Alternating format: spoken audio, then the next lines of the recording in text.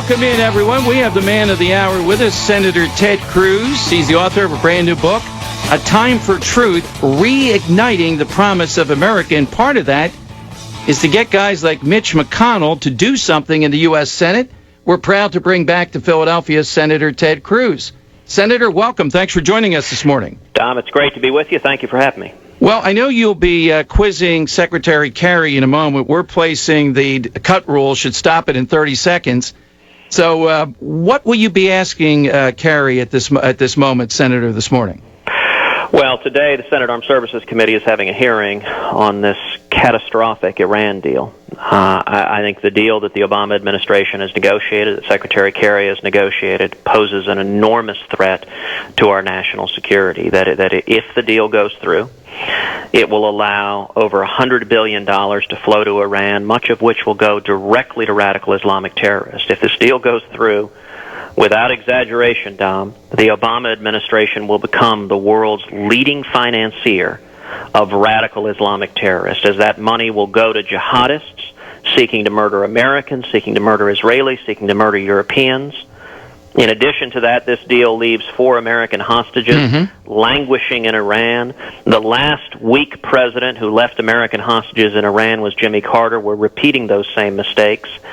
And most importantly, this deal only accelerates Iran's acquiring a nuclear weapon, which I believe poses an enormous threat that we should not give a radical, theocratic zealot like the Ayatollah Khamenei, who leads chants of death to America. We should not allow him to possess weapons that could be used to murder millions of Americans in the flash of an eye. Absolutely. And, Senator, you just said something in the very beginning. So the president, I guess, was speaking about you the other day when he said a leading presidential contender is calling him how outrageous, sad, disappointing you are, Senator Cruz. Well, that's exactly right. While President Obama was traveling abroad, was in Africa, he took time out of his busy schedule to lob an attack my way, and in particular to blast me for making the indisputable point that this deal will send billions of dollars to radical Islamic terrorists. Now, interestingly enough, Dom, he didn't dispute the substance of it because he can't. Instead, he simply insulted me personally. It is indisputable. His administration has admitted, yes, billions of dollars will flow to jihadists who will murder Americans. But rather than engage in the substance, he just wants smoke and mirrors and personal attacks. My response, I have invited President Obama to debate me on the substance and merits of this catastrophic Iran deal at the time and place of his choosing, anywhere he likes, anytime he likes, in the next 60 days that Congress is reviewing this deal. And if he's unwilling to do it, he is welcome to send as his proxy John Kerry, because you cannot defend the merits of this deal on the substance, which is why the White House just engages in attacks and distractions and smoke and mirrors. Because, interestingly enough, for example, he didn't point to any other organization on earth that would be a larger financier of radical Islamic terrorism than would Barack Obama, Hillary Clinton, and John Kerry. That is extraordinarily distressing, and it doesn't make any sense. Let's talk about the book, A Time for Truth, Reigniting the Promise of America. Given what I know of you, it doesn't surprise me that you would be putting in a book, among other things, the stories of these courageous profiles and courage, you will, in a later day context like Sadat, Wiesel, and others. So tell listeners some of the people that you talk about in your book. Well, the book, entitled A Time for Truth, endeavors to really shine the light on what is happening in Washington. So it takes readers, for example, behind the closed doors at the U.S. Supreme Court. I served as a law clerk to Chief Justice William Rehnquist, spent a decade litigating at the Supreme Court.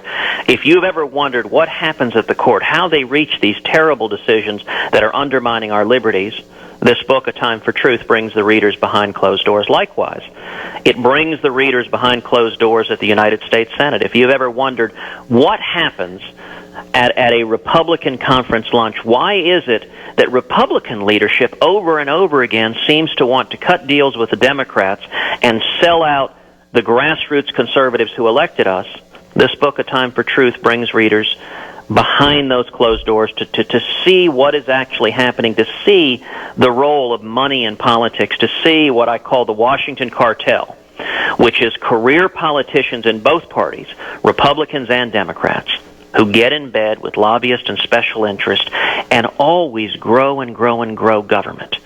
And as you noted, each chapter of the book begins with profiling a truth teller, profiling someone who I admire, someone who had the courage to stand up and speak the truth. So, for example, one chapter profiles Barry Goldwater. You know, I'm honored to sit at Barry Goldwater's desk on the Senate floor, and the story that I recount in the book is Barry Goldwater, at the height of Watergate, led a congressional delegation over to the White House to tell President Nixon it was time to resign. Now, that was not easy for Barry Goldwater to tell the president of his own party, exactly. You have dishonored the office, and you must resign. And so I highlight that. Another you mentioned was Anwar Sadat, the president of Egypt, who flew to Israel and made peace with Israel, which was an extraordinarily courageous thing for him to do. And he also spoke out against the beginnings of radical Islamic terrorism that was growing, and in fact the early embers of it were found in Egypt. Now, ultimately, Sadat lost his life for having the courage to speak out against radical Islamic terrorism. A radical Islamic terrorist murdered him, and he gave his life. A third truth teller I highlight, as you mentioned also, was Elie Wiesel, the Nobel laureate, Holocaust survivor. But the story I highlight is when he called out President Reagan. Now, President Reagan is a hero of mine. He's another truth teller that's featured in the book.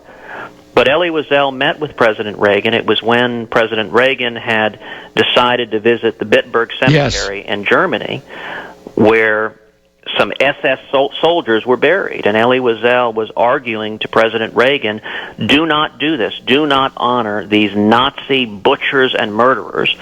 President Reagan didn't listen to his advice. He turned him down, and they held a remarkable joint press conference where Elie Wiesel at the White House denounced President Reagan for preparing to go visit the cemetery where Nazis were buried. And what an incredible testament to our nation that you can stand at the White House and in a democratic republic denounce the president and be a truth teller. And even though Reagan was my hero, it was a mistake he made, and I salute Elie Wiesel for calling him out on it. It's a fascinating concept that listeners should know, that you're weaving these truth tellers and your life, which fascinates us.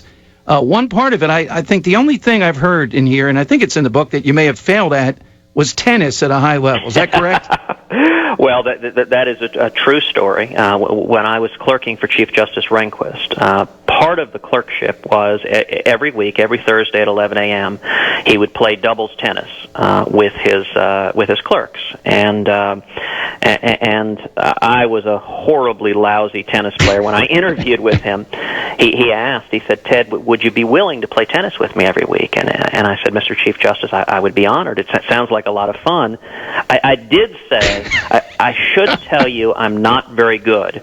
Now, Dom, I have to tell you, saying I'm not very good was an unbelievable boast, coming very close to an outright lie, because I was so miserably horrible at tennis that I actually recount in the book. So every year the chief would typically hire clerks who were very good tennis players. I was an aberration. I think he probably made a mistake and the secretary called the wrong person, and he was too embarrassed to back out of it. But every year he would take the best tennis player. My year the best tennis player was my co-clerk who had played junior varsity tennis at Yale. And the first week we played, the chief and David, they played and they beat my other co-clerk and me 6-0, 6-0, 6-0. The next week, it was 6-0, 6-0, 6-0. The third week, it was the same. And finally, the chief threw his hands up and says, this will not do. And so he gave me David, the best tennis player. Okay. And for the rest of the year, I just basically stayed in a very small part of the court. David was good enough that for the rest of the year, we beat the chief. It was his only losing season in tennis. But they were at least competitive games. They were 6-4, 6-5. Right, exactly. And so I have the ignominious distinction of being the only law clerk so lousy at tennis that the chief gave me the best player. And it's not something I'm proud of, but it's a true story nonetheless. It humanizes, and it's a great book available everywhere. Is there a website, too, All Things Ted Cruz, a Time for Truth, reigniting the promise of America. Well, and our campaign website is tedcruz.org, tedcruz.org. We have seen tremendous support, over 175,000 contributions nationwide. The average contribution is $81, and it's why we've got so much tremendous energy and support in the presidential campaign is courageous conservatives all over the country going to tedcruz.org and supporting the campaign. We'll be watching today, and good luck in the debate next week. Thank you, Dom. God bless you. It's Senator Ted Cruz with us here on Talk Radio 1210.